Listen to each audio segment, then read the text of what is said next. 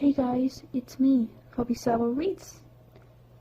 I decided to move the part when I talked to the first minutes because at the finish it might bother you a little. So this one it's going to be a Bakugo X listener video. I tried so hard to do a Bakugo impression, but it's so bad. So sorry about that. Don't forget to leave a like and comment down below what character I should do next. So, as always, the link for the fanfiction is in the description. That's all. Enjoy the video. Also, I wanted to say that maybe the next video you'll see in the channel it'll be in Spanish because I want to do also videos in Spanish. So if you are a Spanish listener, keep in mind that maybe, I don't know, I'll be doing some Spanish videos. So okay, that's all. Okay, enjoy the video. I can't believe I get to work with the number 4 hero. It's so amazing, you exclaimed to Uraraka as you walked home beside her. That's amazing for you. Last name? I can't wait to start working with Gunhead, Uraraka added. That's amazing, Uraraka. You need to tell me about how everything goes, you nod. Oh, I guess this is where we need to go. I'll see you after our internships. She waved and turned on the sidewalk towards her apartment. Bye, good luck, you waved back then, continuing on your own way home. The next morning, you happily carried the box with your hero costume in towards Ginny's office. You were ecstatic about meeting Best Geniest. You practically didn't sleep the night before. As you arrived at the train station, you noticed a familiar face. Hey Bakugo, I didn't expect to see you here, you called out towards the ash blonde. He glares at you. The hell do you want, extra? Some people standing around look at the two of you oddly. Why am I an extra? We are in the same class, you said. Whatever, he mumbled, gripping the strap of his duffel bag together. So, where is your internship at? You asked, following him onto the train. It was pretty crowded, since a bunch of people were trying to get to work on the train. You were practically pressed up against Bakugou, which you didn't think much about. Why did you care? He growled, looking away from you. Because I want to, you said. He didn't reply. Fine then, I guess we won't talk. You pouted, and turned to look out the window as the train lurched forward.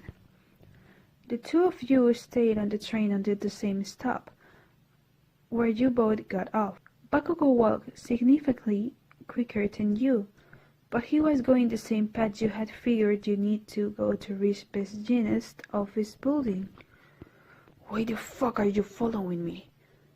Bakugo yelled and sparked his free hand up. I'm not following you, I'm heading to my internship, you said. He mumbled something you couldn't understand and continued on whatever way he was supposed to be going. You continued following him until you both reached the genius office and walked inside. I guess we're both doing internships with Best Genius, huh? Isn't it so cool to be working with a pro hero? You smiled towards Bakugo. Since when you word offers from pros, extra? Just because I didn't place at the sports festival doesn't mean that I'm not a bad hero. You frowned. Bakugo had a small look of regret in his eyes, but he quickly turned around to get changed into his hero costume. You followed him towards the restrooms and went towards the women's restroom to get changed into your hero outfit. To be perfectly frank, I don't like you very much, Genist said to Bakugo. Huh? Bakugo replied with confusion. You were also confused. Does that mean He doesn't like me too? You wondered. He went on to explain to Bakugou why he chose to make an offer for him. You started listening again when Bakugou was suddenly wrapped in a burst of thread. His quirk is so cool, you thought while bouncing on your feet a little. I had to correct people like you. It's part of my duty to society. Heroes and villains are cut from the same cloth, he said. Isn't that a bit mean? We are only first years in high school, you thought. That's why last name is here. She's an exemplary peer. Hopefully, following the lead of several people will demonstrate to you the qualities of a proper hero. Janice said, fixing his hair a bit. Your eyes sparkled at the indirect compliment. Did the number 4 hero really just call me a hero? This is amazing! He ended up giving you and Bakugou time to talk together while he had to do some private work before you three would head out on patrol. But not before first trying to brush down Bakugou's hair a few times. It managed to stay flat by the third try, and you had gotten over your hardly suppressed laughter. So, Bakugou, isn't it exciting that we get to work for a top hero for the next week? You tried to make some small talk with him. Shut up. Leave me alone. He stormed off. Come on, Bakugou. We are working together for a while now. Shouldn't we try to become closer? You asked. Fuck off. He yelled again, directing an explosion at your face. You luckily turned your head in time for the blast to only hit your cheek. You hissed in pain. An explosion to the face, unsurprisingly, stung a lot. Why did you do that? I'm not Kirishima, you know. I can block this type of stuff. Your never-ending smile, as Bakugo thought it was, fell a bit. He didn't reply, only watched as you ran off to the restrooms. You didn't have much time to do anything but clean the wound and put some anti-infection stuff you had with you on it. You had to leave quickly to go with Best Jeanist on patrol. Last name, do you need your face bandaged? My sidekicks are trained in first aid. Jeanist asked, being noticed the small burn on your cheek. It's fine, Best Jeanist, sir. You nod. Very well, he said. But first, the next thing you knew, Bakugou and you were walking down the street with jeans on over your hero costume as Janice explained the reason for the patrol. I don't know what I expect. He's the best jeanist, you thought. You looked towards Bakugou, who was walking a bit ahead of you. He looks good in jeans. Your face turned bright red at the thought. Janice stopped to wave at a few fangirls. It made Bakugou pretty annoyed. He kept explaining to him the importance of a good public image and bringing people peace. Hey, I've seen you on TV before. You turned to face a group of 3 kids.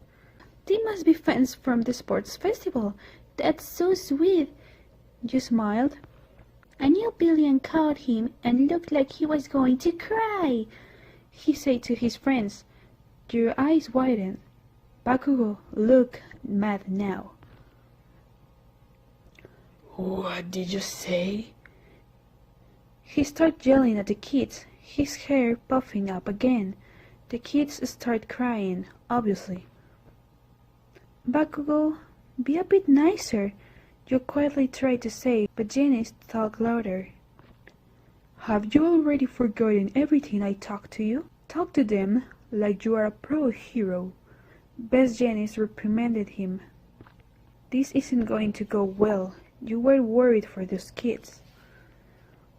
Listen up. I wasn't helpless. I was just coming with ways to fight him. He was much calmer than you thought he'd be, but the kids still seemed terrified. Sometimes a hero has to pretend like he's caught. You really think I would lose? Now it was going downhill. You'll eat those words when I'm the #1 hero. You dumb kids will never laugh at me again if you know what's good for you. He yelled at them, effectively causing the kids to start crying louder. You looked back at Bet's genius. He looked very disappointed. Hey, don't cry over that big meanie. He's just angry because everyone saw him cry. They seemed to calm down a bit, now that they weren't being yelled at by the very angry dandelion. Here, you pick up 3 small rocks beside you. Let me show you something cool. You held the rocks in the palm of your hands. The kids watched in awe as the rocks slowly transformed into the ice pops that were sold at the convenience stores. Whoa! They exclaimed. Here, take one.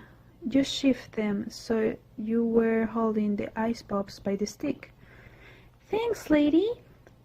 The kid that was taunting Bakugo said, That was so cool. He started talking to his friends as the 3 walked off. Bye now, stay safe. You waved to the group and then rejoined Bakugo and Genist. Thank you for the wonderful demonstration, your name. Genist pat your back. No problem, sir. You excitedly replied. Bakugo let out an annoyed tss from behind you too. The sun was starting to set, and Bakugo and you were heading back to the train station to go home. Bakugo didn't say a word to you, but he walked beside you the whole way there. You had a gauze pad on your face now. One of the sidekicks was really adamant about patching up the smile wound you had from Bakugo's explosion. Sorry. You almost missed it, but you were sure Bakugo said it. Sorry? You questioned. Sorry for your face. I didn't mean to. He struggled to get the words out. Don't strain yourself to apologize, Bakugo. It's fine. It healed eventually, you replied.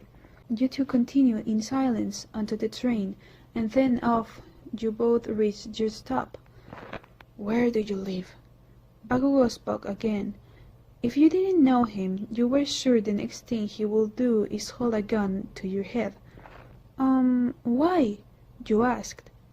Wherever, dipshit, he replied. You slowly began walking the direction you usually go on your way home. Bakugo followed just a step ahead of you the whole way to your house.